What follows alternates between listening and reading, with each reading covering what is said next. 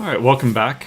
So up till now, we've been covering CRUD, that is creating, retrieving, updating, and destroying from a pre-existing database. We've been working on this video game database. But now today, we're going to start developing our own database.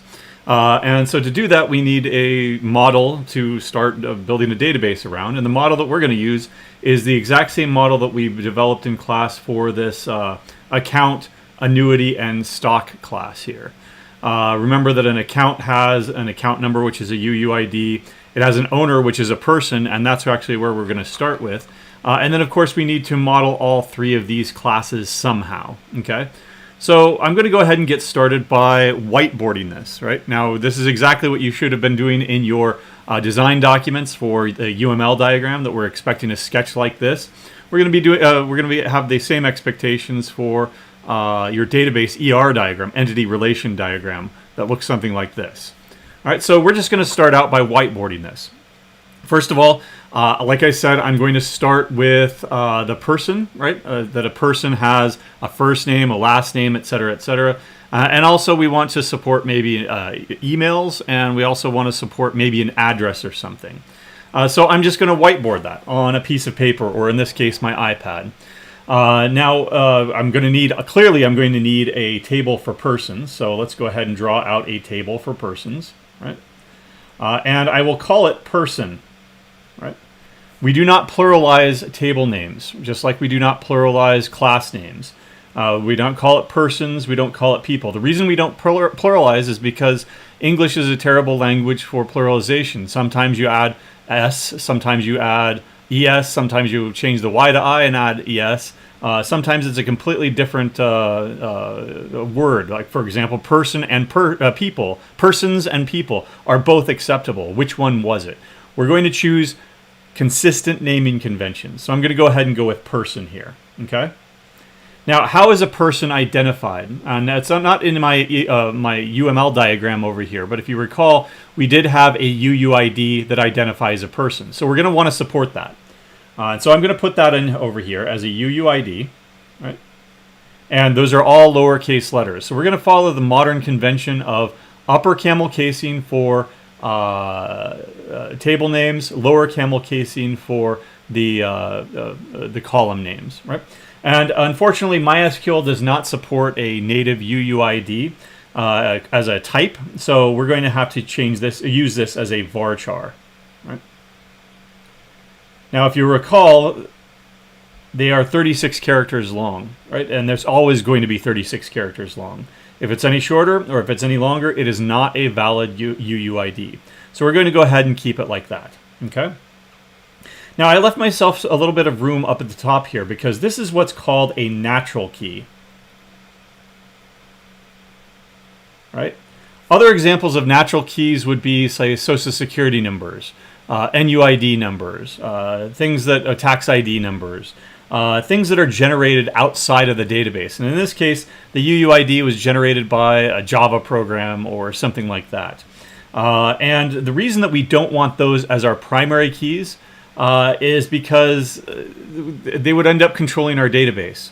Eventually, this key is going to be used in other tables as a foreign key. And if imagine that there was a mistake, like NUIDs, for example.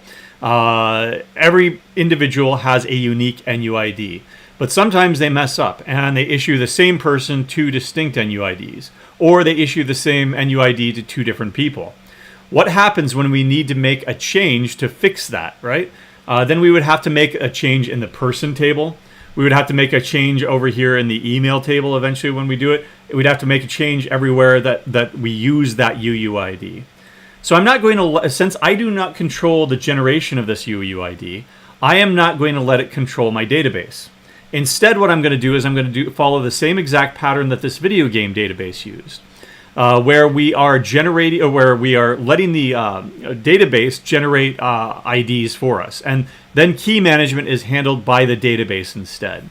So I'm going to come back over here, and I'm going to add a person ID, right? And that is going to be an integer, and I'm going to mark it as our primary key, our PK for short. Right? But I am going to make this a note here that this needs to be unique. Right? because it is a key, right? But it's not our primary key. You can call this a secondary key. You just call them keys. There's no secondary, tertiary, or anything like that. There's primary keys, and then there's keys, non-primary keys.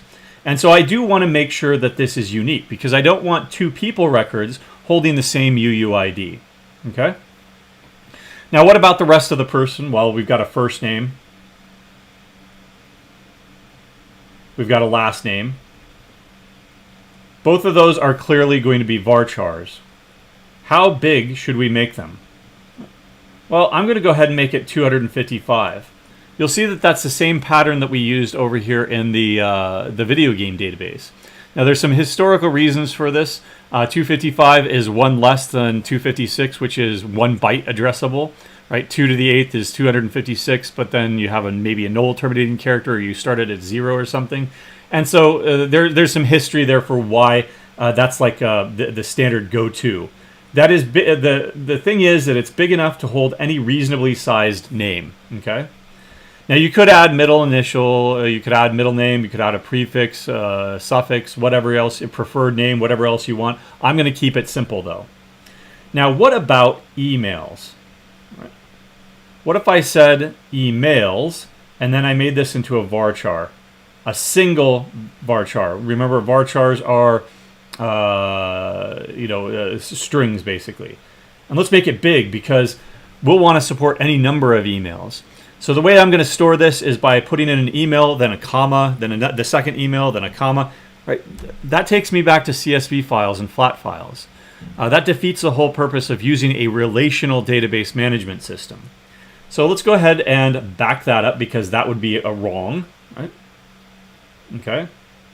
So what if instead I did this? Email 1, email 2, email 3, right? Just making sure everything's okay. Yep, good. All right. So let me close this so I can see if there's any more chat. People just saying hi, hello. All right, so email 1, email 2, email 3. What's wrong with that? Well, first of all, I can only support 3 emails. Right? Oh, okay, we've got a person with a 4th email. Go back and change my entire database design so that I can now support 4 emails? No. And also, what happens if they only have 1 email? Then these end up being null, right? What happens when they have 1 email, but we accidentally, or maybe they had 2 emails at some point, but then the first one got deleted because it was no longer valid. And now their primary email is in column 2, right? None of those are good situations to be in. So what I'm going to do is I'm going to realize that one person has 0 emails, or 1 email, or 2, or 3, or 4, or 5 emails. In other words, one person has many emails. That means that I'm going to draw another table over here. Okay? And I'm going to call it the email table. Not emails, email because it's always singular. Not only that, but I'm going to capitalize E because I'm following the same naming convention over here of upper camel casing. Okay? So it's the email table. Now, what's the relationship between these two? It's going to be a one to many relation because one person can have many emails. Now, you might be thinking, well, what about the other direction? Right? What if I did something like this instead, right? Where one email could be shared by multiple people. And you might have a situation like that where grandma and grandpa only have really one email and they share it amongst each other or something. But the more modern, everybody in this class at least has at least 3 emails: your personal email, your Huskers email, and your UNL email. And so this is the more realistic. If you wanted to support the other way, what I would say is that you actually want a join table in between, and then you would want a one-to-many relationship between these so that you have a many-to-many relationship. So that one email has multiple people, if you want to support that, and then one person certainly has more than one email. Okay? All right, but I'm going to keep it simple, and I'm simply going to do this. Okay? Now, I left off how we're going to design this over here. And in fact, I'll put a question mark there. Instead, let's go ahead and focus on the email table. What's my pattern going to be?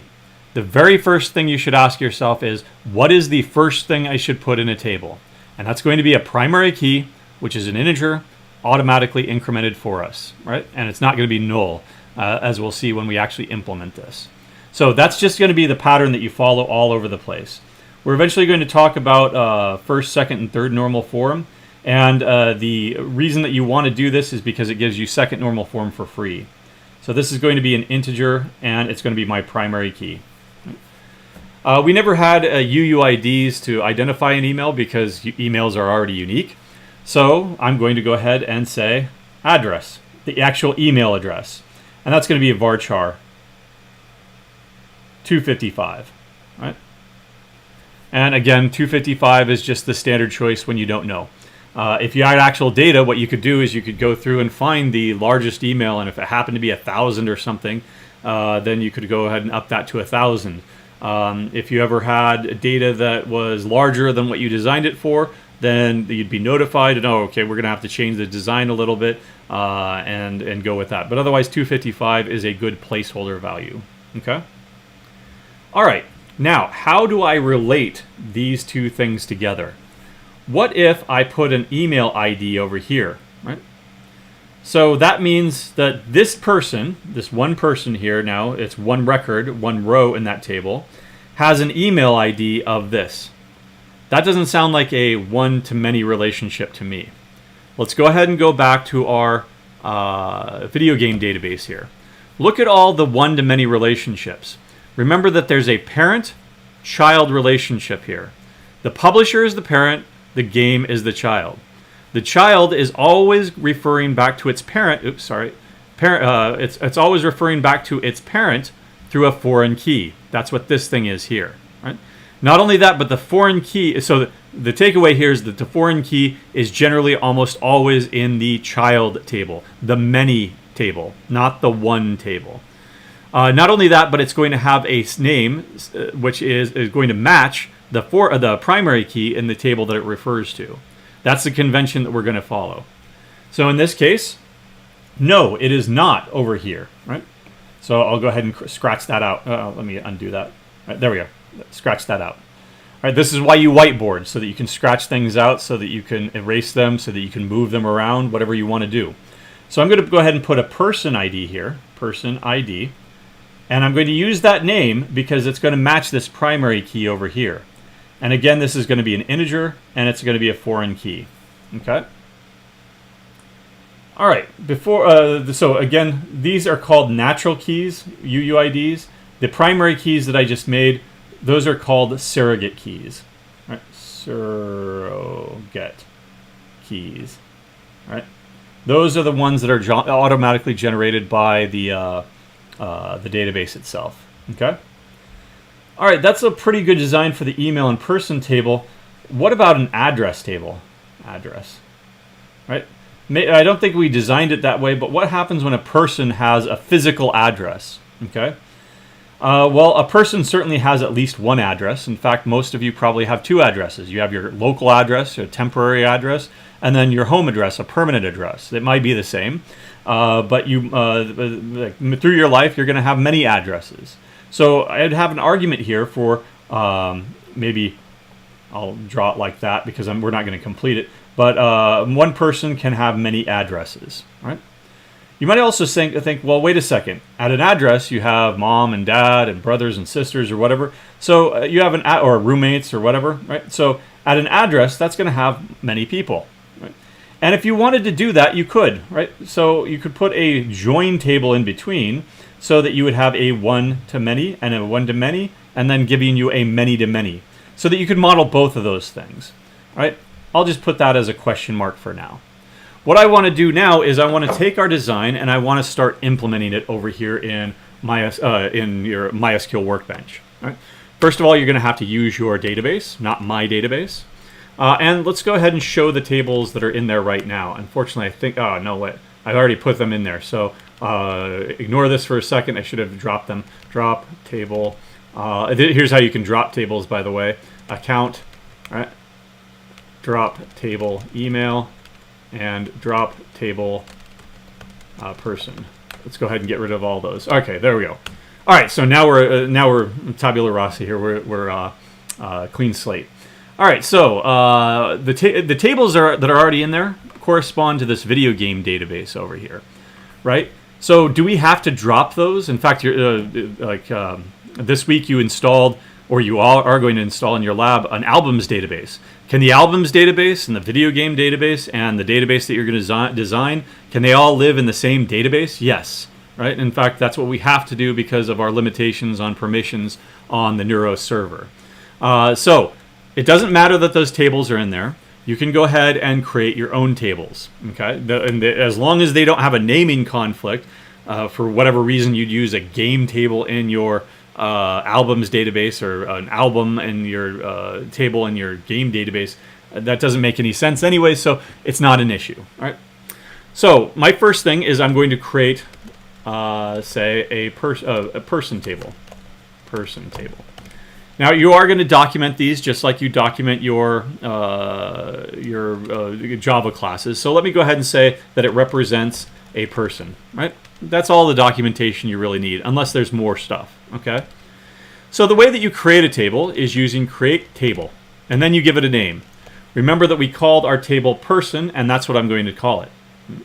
Create table person, opening parenthesis, and then eventually closing parenthesis and semicolon. Okay, that's going to be the name of the table. Inside of here, that's where we're going to start putting our columns. Now, the first column that I want is that person ID. Okay, let's go ahead and move this over. So, person ID. Now we have to say what type it is. It's an integer. The next thing you do is you say whether or not it's allowed to be null. So null would be null, or not null would be the other option. In fact, null is the default, so if you do want it to be nullable, then just leave that keyword out entirely. Over here in our ER diagram, all of these things are filled, right? That's filled, that's filled, that's filled. That means that they're not allowed to be null. That's the visual cue for that. However, down here in the publish here, that is not filled in. That diamond is not filled in. That is allowed to be null, right? So do we want our primary key allowed to be null? I say no, not null. Because think about this. It's a primary key, so it's going to be unique. How many records in your table could have a null key value for person ID? At most one, right? And so it's kind of useless. One, it's kind of useless. Two, why would you want that? I want to be able to uniquely identify all of the people in this database. There are some, maybe arguably some use cases for that, for like a sentinel value, or the special value that is taken up by the null primary key, like missing, like John Doe kind of. We're not going to do that though. All right. So it's not null. Now I'm going to designate it as a primary key, because that's what I did over here. I said that this is going to be our surrogate key, our primary key. Right? Primary key. 2 words there. All right. And now I want to specify that the database should automatically generate those for me. And so auto increment. Right? And then followed by a comma, because we're going down to the next line for the next column. This is basically what you're going to do for every single primary key in every single table in your database design. Okay? Again, it gets you second normal form for free. You don't have to do any of this. You could have just said int, and then by convention use that as your primary key. You now don't have any relations in your relational database management system. You've just created a bunch of disparate, unorganized, unrelated tables if you follow this. We want strong rules in our database, so we are going to put that in there. Okay. The next thing we did was a UUID, right? And unfortunately, there is no UUID type, right? Supported by MySQL. A better database would be PostgreSQL.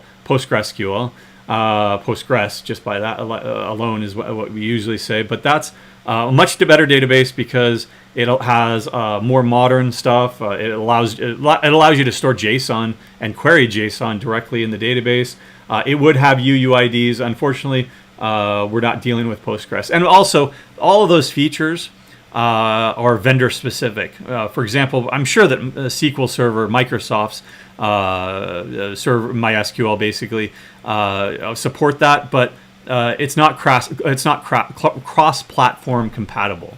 So everything that I'm covering in this class is going to be core SQL, SQL that would be valid in any database vendor that you'd have out there. So this is going to end up being a varchar, and I'll just put in 36. We don't need 255 because every UUID is 36 characters long exactly, right? And I'm going to say that that's not allowed to be null either, right? And then I'm going to put a to-do here. I'm going to come back because how do we make this unique? Right?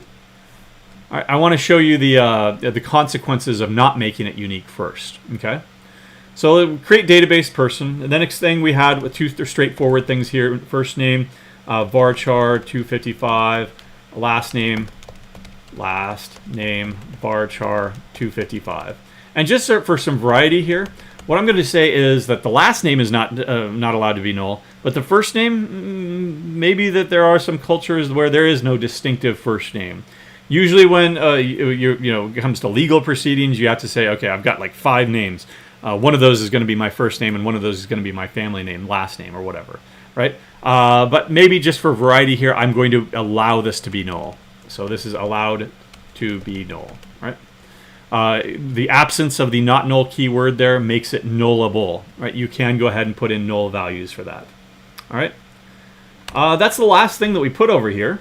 So because we're not going to do address, what I will do though is I'll put in a to do,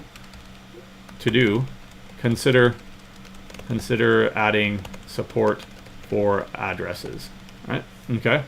But otherwise that's good for now. Okay. All right. That represents a person. Now let's go ahead and represents an email. There we go. Represents emails or a person, whatever, right? They're tables. All right, so email ID, address, and person ID, which is a foreign key. Okay, so create table, email. And by the way, you can go ahead and make sure that this actually works. Let's go ahead and execute this and see. Oops, you have an error in your syntax. Let's see what's wrong. I don't see any problem there. Let's go ahead and get rid of this. Maybe it's complaining about that. Come on. Yeah, okay. It was just complaining that I had incomplete up there, and it really didn't like that. So describe person. All right, there we go. There's our person table that we just created. Okay. So go ahead and get rid of that. All right, and now let's go ahead and create the email table. Create table email. Right.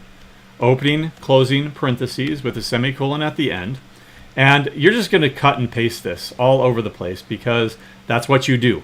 You name it after the table, but it's going to be lower camel case. You slap an ID at the end, and then int not null primary key auto increment. That is going to be your surrogate key. Right? Address, varchar 255, just because that's big enough. Now, should we allow this to be null? Probably not. Because why do you have a row with missing data? Right? Again, this solves one of the problems of CSV files, right?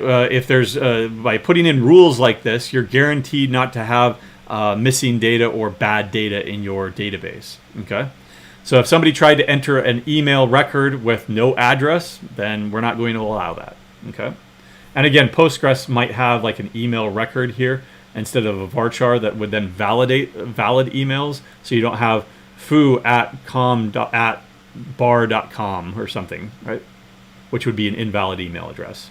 Now we need our foreign key here, person ID, and that's going to be an integer, right? And we're not going to allow that to be null, because imagine if we allowed this foreign key right here, publisher ID, to be null, right? Then we would be allowing orphaned records. We would have a parent, right? But then a child with no parent, because this would end up being null, right? We don't want that. We want to know whose email this is, because if we don't know whose email this is, why is it in the database to begin with, right? So person ID int not null, okay? And what we need to do is make this into a foreign key, okay?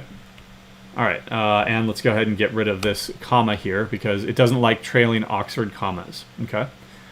So let's go ahead and create this email table. There we go, all right. But now I need to make some changes, okay? And so when I want to make some changes here, maybe it's only 250 or something like that, or now I need to make this into a foreign key, and I need to make sure that this is unique, right? Actually, let's just go ahead and do that, right? So how do we make this unique, right? I'm going to add unique key to it, right? Now these two keywords are different. They, one, uniqueness makes sure that this value is always going to be unique. There's only one UUID in that table for any one person. The key actually does something a little bit different. What it does is it makes it internally, it makes it a key so that it's easily searchable. If you've ever heard of binary search, it's basically that idea. If you sort something, right? We covered binary search very briefly at the beginning of the semester. Otherwise, review CS1 material. Right? If you sort something, then you can exploit that structure. You can jump to the center and say, okay, the thing I'm looking for is in this half or it's in this half. You've effectively cut down the number of things that you have to search for in half. This is basically what that is doing. It's not using like a binary search. It's actually using a binary search tree of some sort, like a B tree or something internally. But that makes it so that if you're searching for a person by their UUID, that it's a quick search. If you do not have this key, this is also called an index. If you don't have this kind of indexing, then your database is going to be intolerably slow when you've got a lot of records. All right. Anyway, that's going to be making it unique. All right, so now that I've made a change, I want to rerun everything. I'm going to run the entire script at this point. And unfortunately, it's not going to work because we already have that email table. And it's also not going to work because we have this person table, right? So what I want to do is I want to drop those first. And I previewed this at the beginning out of mistake, but drop table email, right? Drop table person, right? Now I'll drop those tables and then recreate them. And it looks like it did work, darn it. Create table email. Oh, okay. Yeah, it's going to work because we haven't actually made this into a foreign key yet. All right, that's fine. But now let's go ahead and do that, okay? Make this into a foreign key. So here's how you make a column into a foreign key. You type foreign key, right? And then you need to put parentheses here and say, what column do you want to be the foreign key? Person ID. Okay, now what table do you want to reference? It references the person table and the person ID within that table. And that is a full foreign key here. That will end up giving you a formal definition for this one-to-many relationship right here. Without that, it's just some random integer, right? And this relation is not actually well defined, okay? Now let's try to rerun the entire script all at once. And now it's going to fail. And it's because you can't, we dropped the email table, we dropped the person table, but we're trying to create the email table here, but the person now references the person table. At that point, the person table does not exist. Order matters. Remember, if you have a parent table and a child table, the parent records have to exist before the children can exist. Likewise, if you're going to delete them, you need to delete from the child up to the parent in that order. So creation is top down, deletion is bottom up, right? If you want to look at it as parent-child. So in other words, order matters. If you're going to create the person, you need to create the person first, and then you can create the email table to reference back to the person. Likewise, we've already got it correct here, but we've got email and person table here. We're going to delete them in the opposite direction. So email and then the person. We're going to delete them in that order, right? Let me go ahead and show you what happens when you don't do that. If you do it out of order, rerun the entire thing, and of course it's not going to allow you to do that. So undo, undo. Let's go ahead and drop email, drop person. Right? Uh-oh, it didn't work because we'd already dropped those. Right? It's telling me down here that there's an unknown table. Right? It doesn't know what person is because if you run this multiple times, it's always going to be an error. Right? So what you should do, something that you can do to protect against this is to add conditional drops and conditional creates.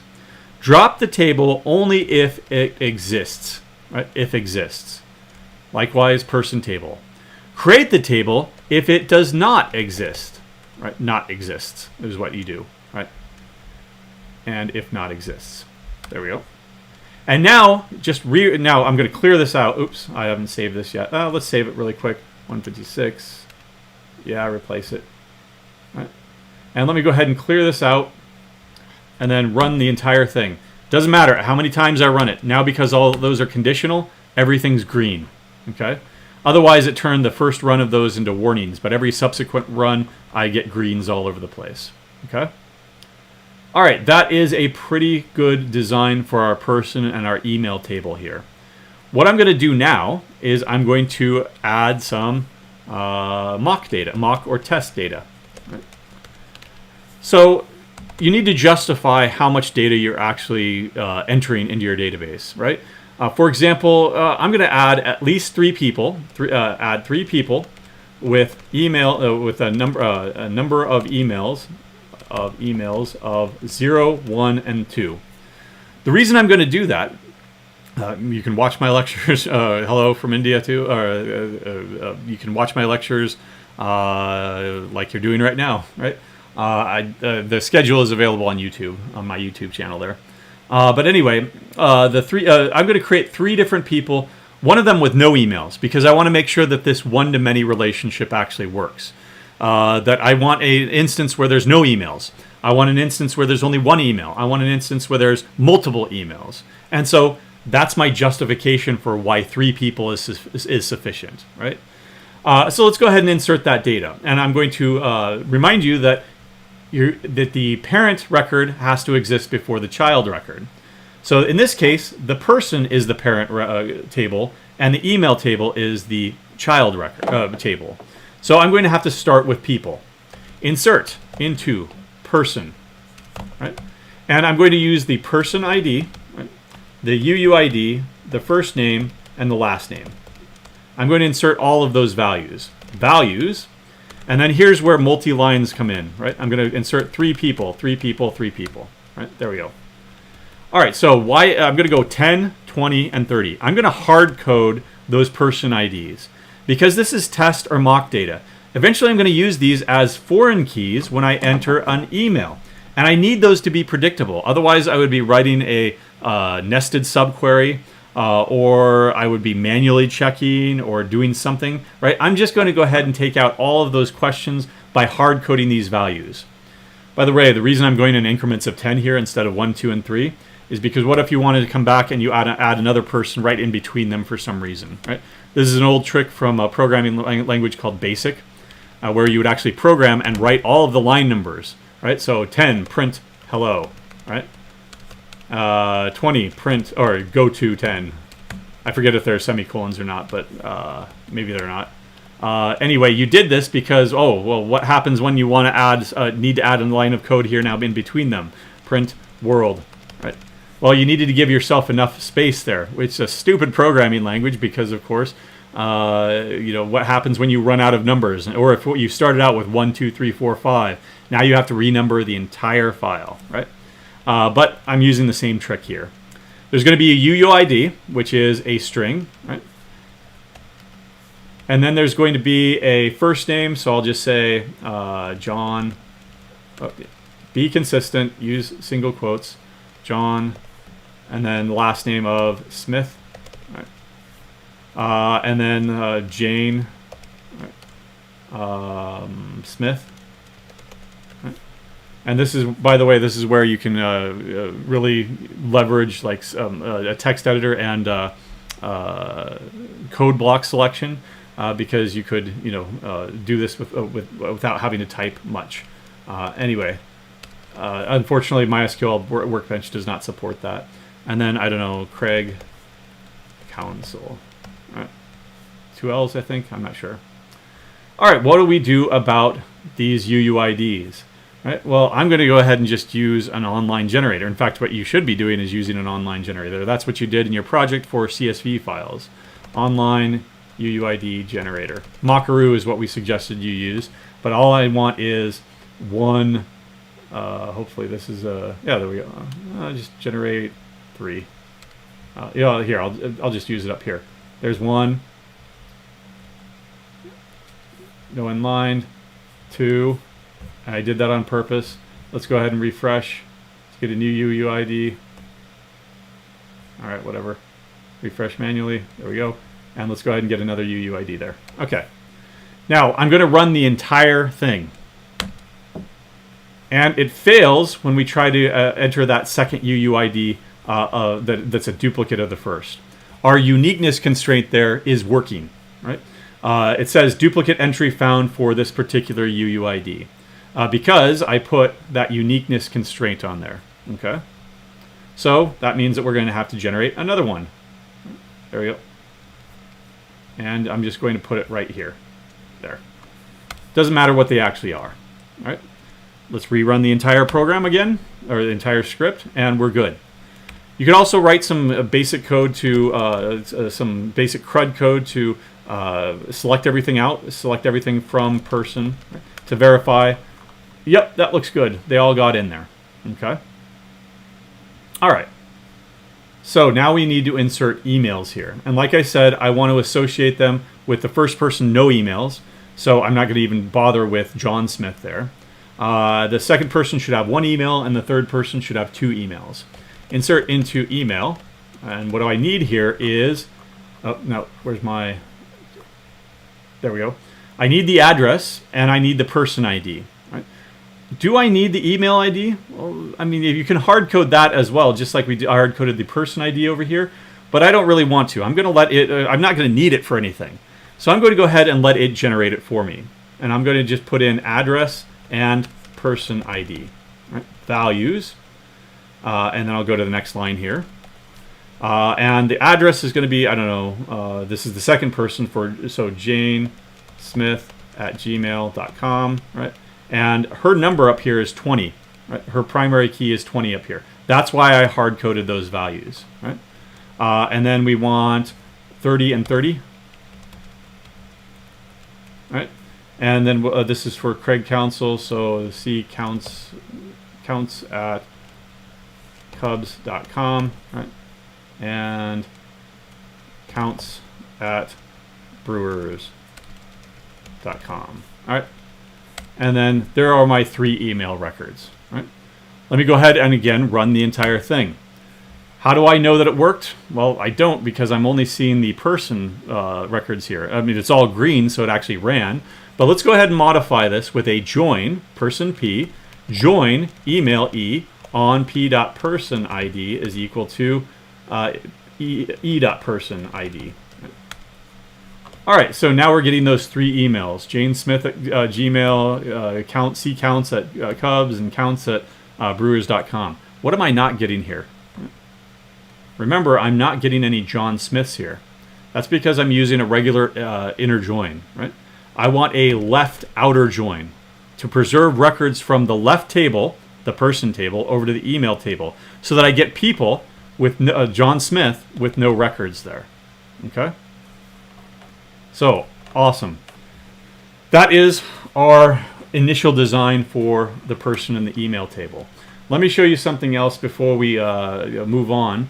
What you can do in MySQL Workbench is you can go ahead and go up to File, New Model, right? And I saved this to a file on my desktop. So what I'm going to do is I'm going to come up to, what is it, Model, not that model, let's see, import, there it is. So File, Import, reverse engineer a MySQL create script. Okay, so let me select that file that I just created. It's on my desktop here. I'm not sure why it's not allowing me to select it, but there we go. Now it is. Right? It just dunked out for a second. Place imported objects on a diagram and execute this. Continue, close, whatever. Right? There's our ER diagram, and it looks eerily familiar to this one over here because that's how this one was generated. Right?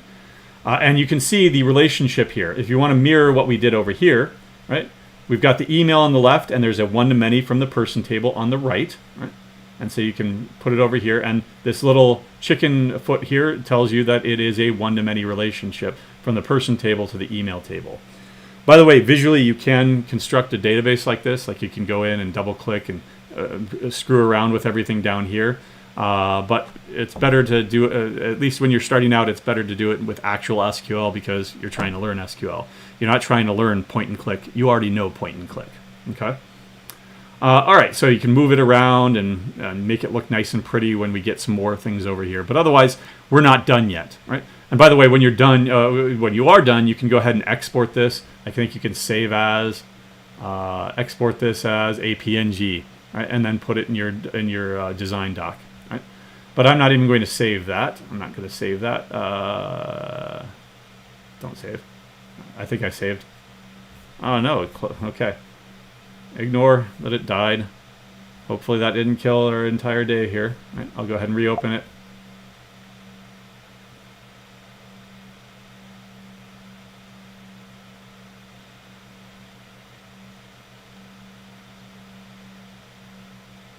I'm off campus, so that's probably why it's taking so long. There we go. All right, good. So everything was preserved because I saved it. Always save, right? But otherwise, there, we've got our emails and our persons, right? Now let's go back over here to the drawing board, okay? And we've run out of room here. So what I'm going to do is I'm going to envision that subsystem, those two subtables over here, as a small little diagram, the email table and the person table over here, okay? Those are fixed, and I'll have that like this, okay? That's our component up here. Right? Now what I want to do is I want to model, not the game table, this one right here. I want to model an asset, an account, an annuity, and a stock, okay? Now there are several ways of doing this. I see three classes here. So what if we just did that? What if we said that there's going to be an account class, and I'm just going to scratch this, account, right? And then an annuity. And note here I'm drawing them side by side because I want to emphasize that this is not inheritance. There is no such thing as inheritance in a relational database management system. The relational database management model, or the relational model, existed in 1970, 20 years before the first real OOP language came out, right? Or thereabouts. It was never intended to support object-oriented programming because it has only data, it only has state. It does not have an interface. It doesn't have publicly available methods by which you can execute things, right? So if we did this, then what would our relationships be here? Well, clearly one person can have multiple accounts, right? But then what's the relationship between these? Some accounts are annuity accounts, right? Some accounts are stock accounts. And so you'd say, okay, so like we'd have a foreign key here and a foreign key here, right? Basically kind of a grandparent-child relationship here from the person table. To do that, you would have to put two foreign keys over here. Annuity ID, which is a foreign key, and a stock ID, which is a foreign key, right? And then if it's an annuity, this would end up being not null, and you would have a record over here that you could then look up. But if it's annuity, if it's an annuity, then this stock ID would end up being null because it's not a stock, it's an annuity. Right? Likewise, if it were a stock, then this one would be null and this one would be defined. That's okay. I mean, you can do that. That's called a table per class strategy, but there are better ways, right? So let's rethink that. Okay. Let's go back over here before I erase it, and let's really rethink how this is done in Java. It's not being shown in the diagram here, but this was actually made into an abstract class. Why did we make that into an abstract class? This is something that you should be reviewing for your assignments and design on Friday. It's because we have this getValue method here, defined in the superclass, but it's italicized there, right? And it's italicized because that is an abstract method. If we just have an account with an account number and an owner, can we answer the question of how much is this account worth, right? No, we don't have an answer to that. So we chose to make that abstract. However, down here in the annuity, we do have an answer to that. We have an answer to that it's the number of years times 12 months in a year, times number of monthly payment. Over here in the stock class, we have an answer to that as well. It's the number of shares times the share price, right? But up here in the account class, we don't have answers to that, right? I don't know. Jack and you're probably working on the you're working on the albums database. Look it up. Anyway, sorry for getting off track there. There was a question on the stream. Anyway, so let's take the same approach here, right?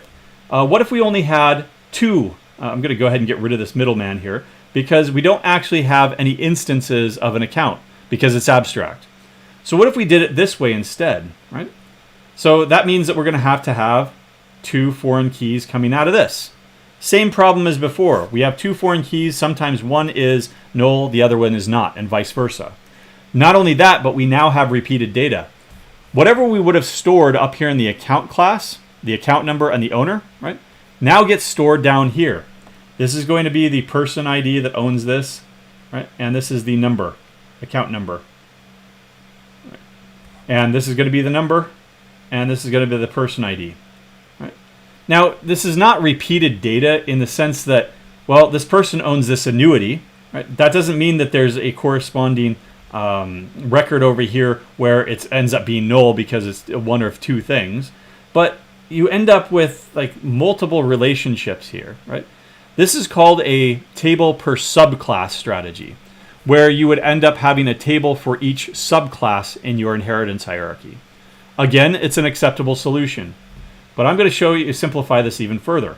I'm going to go ahead and get rid of this, all of this stuff here, right? And let's go ahead and make one big giant single table. This is called a single table inheritance strategy. I'm going to call this account, right? And I'm going to put in there an account ID, or actually, an account ID, which is a primary key, integer, auto increment, etc., etc. Right? And then I'm going to put everything that defines an account, an annuity, and a stock all in one table. And you might ask yourself, well, wait a second, you didn't want to do this when you're designing your classes. You wanted to have a proper inheritance hierarchy. Yes, that's when you have an object model, an object relational model, or an object-oriented programming model. Over here, this is not object-oriented programming. This is a relational model. It's a completely different model and supports things in a completely different way. So I'm going to go ahead and put in here the UUID, right? That's the account number. The owner, right? Owner, which is going to be a person ID, and that's going to be a foreign key, so that one person can own multiple accounts, right? And that's also going to be an integer. Right? Now, what else do we put in here? Well, an annuity has a monthly payment and a number of years. So, monthly payment and num years. Avoid abbreviations, though, and real stuff. And then the stock is going to have a name, share price, and number of shares, num shares. And by the way, those are going to be doubles.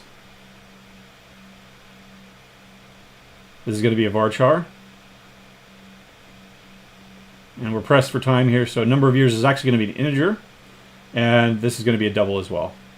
Right. Now, I left myself some substantial room here, right? Because what happens how do we distinguish these two things? How do we distinguish whether or not it's an annuity or a stock? How do we easily distinguish those things? We're going to go back to your CSV files. How did you distinguish between a material, an equipment, or whatever else you're doing, right? There was what's called a discriminator column there. There's a type, right? And that's going to be a varchar 1. And that's going to be either S for stock or it's going to be A for annuity. Now, yes, in our feedback, if you do something like this in your class designs, that is absolutely wrong. And you will be docked big time points for it. Because that is breaking encapsulation, that is breaking inheritance, right? You do not have a type up here at all. The type is the class itself. If it's an annuity, it's an annuity. You don't need another variable telling you that it's an annuity. Likewise with stock there, right? So this is not an object model, right? This is a relational model. Therefore, putting something like this in here is perfectly acceptable. In fact, that's standard. That's what you have to do. This is called a discriminator column, and then these are discriminator values, okay? All right, I'm going to go ahead and extend this just a little bit. And finish up so that we're on the same schedule. Instead, right now is our usual stop time, but because I'm consolidating 2 lectures or 2 live streams into one, we'll go ahead and finish this off by quickly doing this table here. But you can always, if you need to go and you're on the live stream, you can go. Otherwise, it'll be available as a recording. All right. I'm going to come back up here and continue up here. Create table if not exists. Count. Again, remember that it's single quotes. It is highlighted it in here in blue because account is sometimes a keyword, but in this context it is not. Account ID, right? Copy, paste. It's always going to be that way, right, for primary keys. Then we had a UUID, or an account number, which is a UUID. If you want to, you can call it account number UUID to remind yourself that it's a UUID. And I'm going to steal the code from up here like what we had. It's a varchar 36, not null, and we're going to make it into a unique key. Right? Then I'm going to have a type, right? And this is going to be a varchar 1, right? Comma. And I'm just going to put in notes here. S is equal to stock, and A is equal to annuity. Right? Okay. And then I'm going to put, you can use vertical space here in comments, right? The stock stuff, right? Or I guess annuity stuff comes first. Annuity data, right? Don't call it stuff, it's data, right? So annuity data here is going to be the monthly payment, right? Double, and the number of years, that's best, right? Don't use abbreviations when you're not paying by the character there. And then we've got a name or stock symbol or whatever, varchar 255. Again, that's our good placeholder. Share price and num shares. Right? That's going to be a double and a double in that. Right? There we go. So there's our stock data and there's our annuity data. You'll notice here that I didn't put not null on any of these. And that's because if it is a stock, right, then these will be null. Right? You don't want placeholder values in there. You want actual null values to say, no, I do not know because this is a stock. This data is meaningless for this. And then we've got an annuity here. If it's an annuity, then these three things will end up being null. So I wanted all those to be null. Okay. That's pretty much it. I will come back here in a second, but I wanted to show you what this looks like. So again, let's go ahead, new model, right? And then we will import reverse engineer script. And once again, I will open that same script. There we go. And place imported objects on a diagram, execute this. And now we see the entire, oh, sorry, we never did a foreign key, did we? Oh, it was the third one and I screwed up. All right, so let's go ahead and get rid of that. All right, so I never did the foreign key, darn it.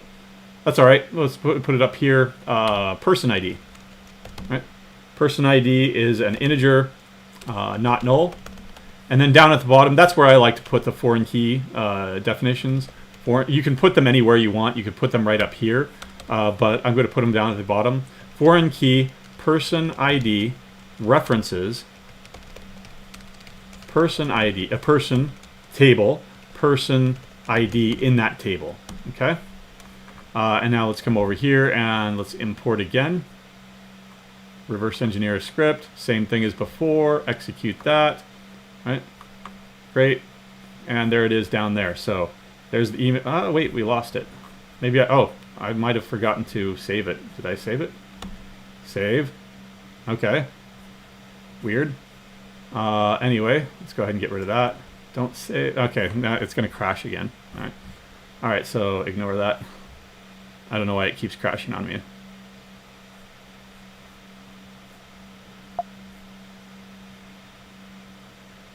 All right, well, while we're waiting for that, what I'm going to do next time is this model here only allows one person to have an account, right?